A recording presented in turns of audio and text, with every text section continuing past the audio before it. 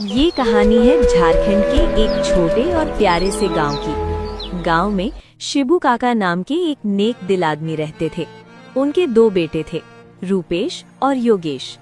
रूपेश हमेशा अपने पिता की मदद किया करता था।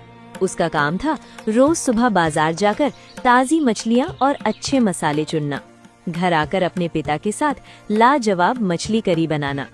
जब मछली करी तैयार हो जाती तो दोनों बाप बेटे बाजार में ठेला लगाकर गांव वालों को सिर्फ 50 रुपए में पेट भर मछली करी खिलाते थे। शिबू काका, आज यहाँ आसपास इतनी दुकानें हैं, लेकिन तुम्हारे यहाँ की फिश करी इतनी स्वादिष्ट लगती है कि हम तुम्हारे पास ही खाने आते हैं। हाँ भाई, ये बात तो सही है। हम कभी भी किसी और की दुकान पर खाने नहीं जाते। ये सब तो आपका बड़प्पन है, और हमारे झारखंड की मछली है ही इतनी स्वादिष्ट।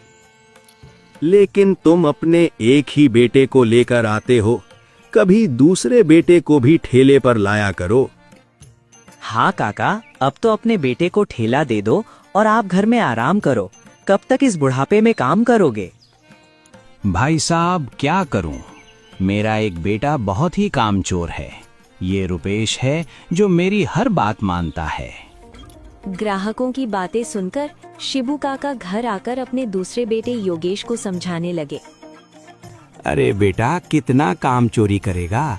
दिन भर घर में पड़ा रहता है। रुपेश से कुछ सीख लिया कर। पिताजी, मुझे सुबह सुबह उठने का मन नहीं करता। तो शाम को ही काम करने आया कर। वैसे भी मैं कुछ दिन के लिए तुम्हारी बुआ के घर जा रहा हूँ। अब तुम दोनों को ठेला संभालना होगा।